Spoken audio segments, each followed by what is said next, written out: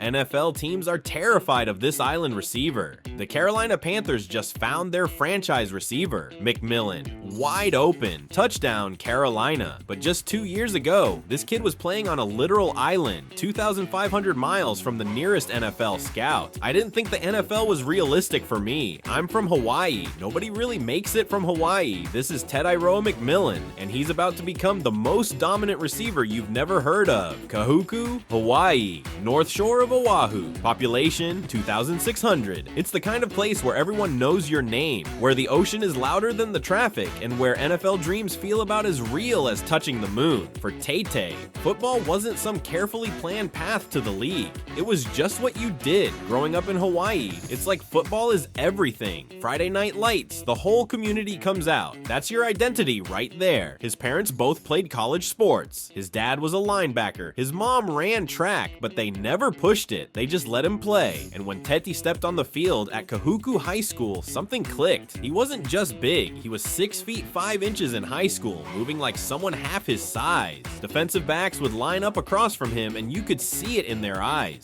They knew. By his junior year, Tete had become a legend on the island. 1,200 receiving yards, 18 touchdowns, highlight reels that made college coaches rewind the tape just to make sure it was real. The ball goes up, and it's like he's playing a different sport. He'd just go get it every single time. But here's the thing about playing in Hawaii. You're isolated. Mainland schools don't just stumble onto your film. You have to make noise, and Tete made plenty of it. Offers started rolling in. USC, Oregon, Ohio State, Alabama. All the blue bloods wanted him, but one school stood out. One coach made it personal. Jed Fish at Arizona. Coach Fish, he came to Hawaii himself. He sat down with my family. He told me, "You're going to be the guy. We're building around you." And for a kid from Kahuku who grew up thinking the NFL was a fantasy, hearing a Power 5 coach say that changed everything. I commit to the University of Arizona. Tucson was a culture shock. Desert heat instead of ocean breeze. Palm trees instead of rainforests. And expectations. Real expectations. Most freshman receivers ease in. They learn the playbook, run scout team, maybe catch a few passes. Tete didn't have that luxury. Arizona needed him immediately. Week 1, freshman year, San Diego State, national TV. The first target came early, a simple slant. Tete caught it, broke a tackle, and took it 40 yards. The announcers barely knew his name yet. McMillan with the catch, and he's still going. First down Arizona. By halftime, he had over 100 yards. By the end of the season, he had 1,402 yards and 8 touchdowns. The most by any freshman receiver in Arizona history. And it wasn't just the numbers, it was how he did it. Contested catches in traffic, back shoulder fades where he'd box out defenders like a power forward, deep shots where he'd track the ball over his shoulder and adjust midair like it was nothing. He made everything look easy, and that's when the NFL started paying attention. But Tete wasn't satisfied.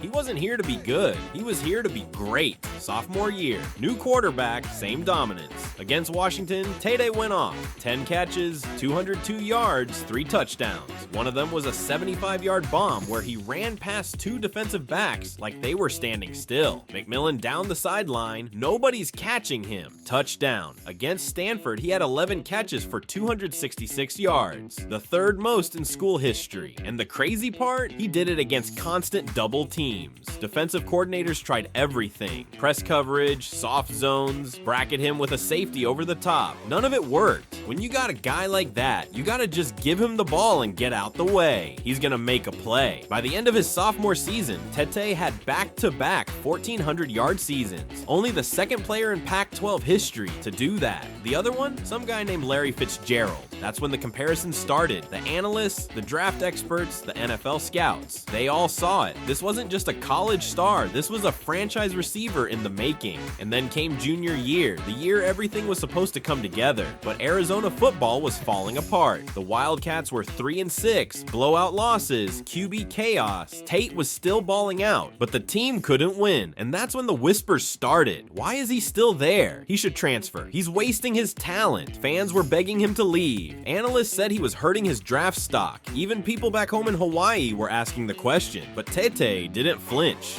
I committed to Arizona. I committed to my teammates. I'm not running when things get hard. That's not how I was raised. And so he stayed. Game after game, he kept showing up, even when the losses piled up, even when the media said he was making a mistake. Against UCLA, he had 10 catches for 165 yards. Against USC, 7 catches for 115 yards and 2 touchdowns. It didn't matter who was covering them. It didn't matter what coverage they ran. Every week, Tete was the best player on the field. And every week, NFL scouts took notes. He's 6 feet 5 inches, 212 pounds, and runs like he's 180. His catch radius is insane. His hands are elite, and he plays through contact like a running back. By the end of the season, Tete had his 3rd straight 1,000-yard year, over 4,000 career receiving yards, 20 career touchdowns, and a decision to make: stay for his senior year or declare for the NFL draft. The smart money said he'd leave. Top 15 pick, guaranteed millions. Why risk another year in a struggling program? But Tete isn't built like everyone else. I got unfinished business. We're gonna turn this thing around. He came back, and this time, Arizona had a plan. New offense, new energy, and a quarterback who could finally get him the ball. Noah Fafita wasn't just slinging it to anyone. He was locked in on number 4. Week 1, New Mexico. Tete caught 2 touchdowns in the first quarter. Week 2, Mississippi State, another 150 yards. Week 3, Kansas. He torched them for 200 yards and 3 scores. And suddenly, Arizona wasn't a joke anymore. They were 4-1. They were ranked. And Tete was putting up video game numbers. He's different, man. Like, I've seen good receivers, but this dude, he's on another level. He's so smooth, so calm, and when the ball's in the air, it's his. By mid-season, Tete was leading the nation in receiving yards. Over 1,200 yards through 8 games, 12 touchdowns. And the most ridiculous part? He was doing it against the best defenses in the country. Against USC's top-ranked secondary, he had 11 catches for 181 yards. Against Utah's physical corners, he caught everything thrown his way. Against Oregon's speed, he still found a way to create separation. Defensive coordinators were running out of ideas. You can't press him because he'll beat you over the top. You can't play soft because he'll sit in the zone and catch everything. You can't double him because then everyone else eats. He's a problem with no solution, and then came the moment that put him on the national stage. Arizona versus Washington. Playoff implications. Primetime. First quarter, Tete caught a 60-yard touchdown on a post route. Second quarter, another touchdown on a back shoulder fade. Third quarter, he broke a tackle and took a slant 45 yards to set up another score. By the end of the night, he had 13 catches for 285 yards and 4 touchdowns. The most receiving yards in a single game in Arizona history. McMillan is unstoppable tonight. This is a Heisman-level performance from a wide receiver. And just like that, Tete wasn't just a great receiver. He was in the conversation for the best player in college football. But the doubters never left. He's not fast enough for the NFL. He plays in a weak conference. He's just a big body. NFL corners will lock him up. Tete heard all of it, and he didn't say a word. He just kept playing. Arizona finished the season 9-3, their best record in years. And Tete, he finished with 1,644 receiving yards and 15 touchdowns, the most in the nation, a unanimous All-American, a Biletnikoff Award finalist. Now it was time for the NFL. Draft season, the pre-draft process, interviews, workouts, the combine. Scouts loved his size. His hands tested in the 95th percentile. His vertical was elite for someone his size. But the question kept coming. Can he separate at the next level? At his pro day, Tete answered. He ran a 4.48 40-yard dash at 6 feet 5 inches, 212 pounds. Faster than most receivers his size. Faster than scouts expected. I don't think people realize how athletic he is. He's not just big, he's fluid. He's got hips. He can sink and drive out of breaks. He's a complete receiver. And then the Carolina Panthers called draft night. Charlotte was desperate. They'd gone through quarterback after quarterback, rebuild after rebuild. They had the 8th overall pick, and they knew exactly who they wanted. The Carolina Panthers select Tetairoa McMillan, wide receiver, University of Arizona. The kid from Kahuku who thought the NFL was impossible just became a top 10 pick, and he was heading to Carolina to help turn around one of the league's most struggling franchises. But the critics were still loud, reaching for a receiver at 8. He's going to a terrible situation. Another wasted pick in Carolina. Week 1. 1, Atlanta Falcons. Bryce Young's chance to prove everyone wrong. The Panthers needed a spark. First drive, Tete ran a deep post. Bryce dropped it in, 48 yards. Touchdown. Tete McMillan, welcome to the NFL.